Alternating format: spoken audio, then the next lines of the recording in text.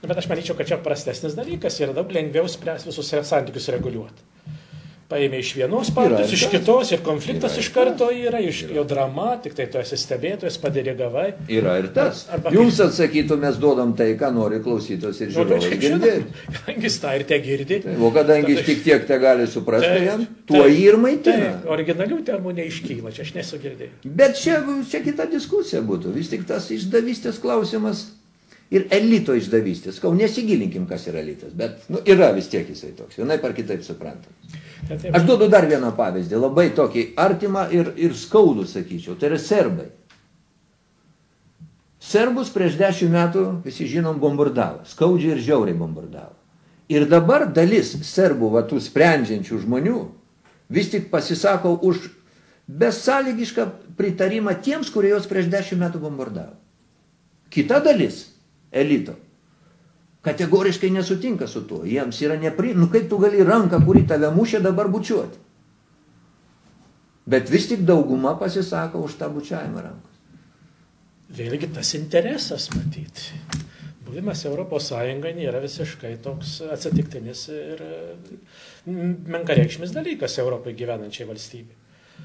Aš daugybę teisų, pinigų, kur judėjimas, personų judėjimas yra daug tokių laisvių, kurios vilioja žmonės, jie nuleidžia galvą ir spiriuojasi politikoje nedalyvauja. Jeigu jūs taip apie Europos Sąjungą šneka, tada aš jūsų paklausiu, jūs tikėjot, kai buvo sakoma, kad už 1 eurą mums duos 3 atgal?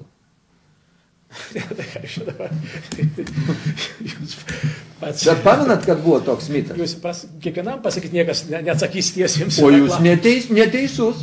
Aš pats dalyvaudavau diskusijose, kur taip ir buvo teigiama. Ne, tai rafinuočiau vis dėlto turbūt. Būtent šitais žodžiais, aš galiu parodyti įrašą. Na tai ten gali ir vaikus taip gali. Premjeras Lietuvos, vienas iš premjerų šitaip sakė. Ir kai aš jo paklausiau, o kas bus tas mokėtojas, kas tos 2 litus mokės? Sako, jūs demagogas. Čia aš neturiu ką pasakyti. Aš čia turiu tik tai atsikvėpti ir pasakyti, kad šitą kalbą žinoma niekur. Jūs teisų žinom, kai sakot, kad politinė sferoje yra interesų derinimas tam tikras, kažkur per daug idealų čia ne. Bet interesai tokie labai smulkus. Vis tik tie mūsų valstybės interesai. Matote, čia yra vienas dalykas, kur čia galima išgavus tokį klausimą, kad tie interesai vis labiau susisaisto tam globaliam pasauliui. Vadinasi, toliau dar bus jų daugiau. Tai yra bus tas lėgimas, Maros, kai ką jūs turbūt debatuose gal atsiprašau, neįvertinat visko.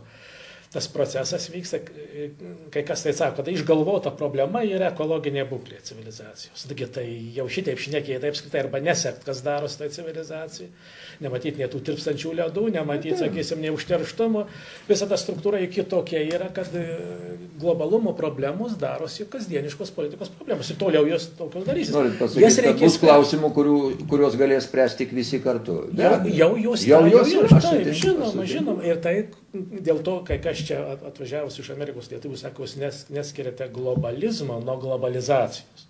Globalizacija visas istorinis procesas, kuriame vyksta bendrų problemų suvokimas, o globalizmas tai yra politikų bandymas tam tikrų didelių valstybių interesus primest visoms kitoms tautoms. Apie globalizmą čia būtų atskira šneka, bet vis tik tais yra aišku klausimai, kuriuos mes galim spręsti kartu su tarptautinė visuomenė. Be jokios abejonės, čia niekas nesiginčys. Bet tuo labiau tada mes turim kažkaip apsibrėžti savo interesus. O nuo šito pradėti, iš tikrųjų, tai žinom. Tai aš manau, nuo šito reiktų ir pradėti apskritai. Taip, tai mes šitą pokalbį šiandien juk pradėjom, kai sutarėm dėl to. Atsukam ratą. Taip, kad turėjo užsienio politiką, tai tokia, kai Europos Sąjunga pasiūlė mums, o savo mes iš viso jokios neturėjome strategijos. Bet jau ne tik užsienio politikos, mes jau ir ekonomiko nebeturim savo politikos. Bet nežinau, mes kaip tauta nebežinom, ko mes norim. Ir vat aš dabar jūsų, jeigu čia sėdėtų oponentai, politikai, aš jų paklausiau, kai jie balsuoja už Europos konstituciją, jos neskaitė. Kai jie likviduoja mūsų bankų emisijos teisę. Jų konstitucija yra pakeista ir mūsų bankas nebeturi teisės emituoti litus. Yra paradoksas. O į eurą mes taip ir neįstojom zoną, o jau bankas emituoti nebegali. Ar ne? Tai kur ta riba yra tada? Kur ta riba? Kur jie sustos? Aš girdžiu jau jų atsakymą. Na ir koks jūs galėtų būti su manim? Man nors, kad dažnai taip atsakinė. O visi kraštai kaip daro. Visi taip daro ir mes. Bet visuose kraštuose ir tokie klausimai kyla, kaip mes dabar jos Aš keliame. manau, kad panašus, yra žmonių, kuriem rūpi yra ir... Taip, ir Austrijoje, ir Olandijoje, ir Anglijoje. Ir ne veltui paskutiniai Europos rinkimai parodė. Padaugėjo balsų už būtent tokių klausimų kėlėjus. Juo daugiau ten konfliktų kils, juo daugiau tokių žmonių. Taip, kad čia ne argumentas iš jo pusės būtų. Na, bet taip, bet Jie dabar taip juk ta politika, kuri yra tokia, šios dienos politika, daugiau jai nieko nereikia. Pasižiūrė visi dabar politiniai sprendimai.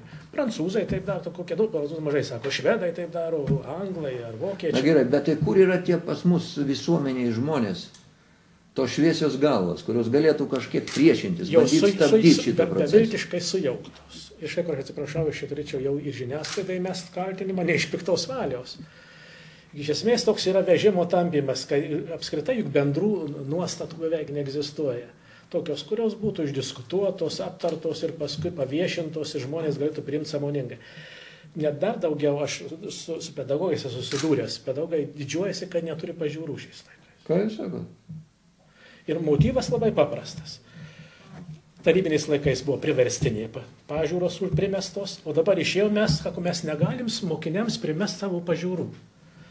Ir dabar aš pažiūrėjau, ko jie bijo primest. Buvo tokia bendros programos parengtos švietimui. Ir ten siūloma iš karto mokiniui susipažinti su įvairiomis pažiūromis. Vadinasi, pats savo neturi, tu pasirinksi, bet tu turi išmokti daugybę pažiūrų. Ar išmokti, ar susipažinti? Čia yra skirtumas. Ten pasakyta susipažinti, bet faktiškai mokinys mokosi, tai jis išmoksta. Ir ten, pavyzdžiui, sako, draugystės, pavyzdžiui, tema, aš ten etikos kursą tą žiūrėjau. Tai ten kaip apie draugystę kalba, pavyzdžiui, filosofija. Ne šiaip savo kokia kryptis ar kelios kryptis, bet kaip per visą filosofijos istoriją apie draugystę. Daugybė ten pavadžių prieš šitą. Toliau, kaip psichologijoje šitą. Vadinasi, psichologijos mokyklose kaip draugystė. Toliau, kaip meno kūryboje.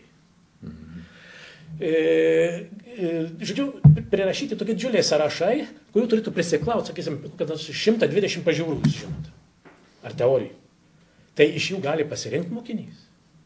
Tas sakonas, tai išeis karikatūra, nes mokinys, nei mokytas pasirinks iš tokios daugybės, jis gali pasirinkti iš 2-3, o ne kaip 50-60. Jis gali tikės išmokti. Tiek jų gal ir nėra ten, vis tiek. Ne, bet aš suprantu, bet aš sakau, į kokią padėtį pastatomas žmogus. Ir dabar aš klausiu, tai kaip mokytojas vadovauja pasirinkimui. Tai sako, mes nevadovaujam, mokiniai patys renka. Negalim, vėl kartuoju, mes negalim primesti savo pažiūrų mokiniam. Tai iš kur mokinys pasidarys pažiūras, jis pažiūras pasidaro iš reklamos. Kokia reklama tokios ir pažiūros. Šiandien vienokios yra kitokios. Tai galima įsivaizduoti, kai jūs sakot, kodėl yra tokia sumaištis. Tai čia yra tokia sumaištis, tokia padėtis, bet ką tada daryti reikėtų? Ką reikėtų daryti? Kito kelio nereikia diskutuoti ir turėti nepriklausomą nacionalinę radiją ir televiziją. Mes girdim salėje juoką. O kaip kitaip? Tokia galimybė iškariauti yra. Tai yra valstybė gali užmokėti tuos ar 80 milijonų ir galų galę turėti savo nacionalinę radiją televizijos įstatymą vykdančią televiziją.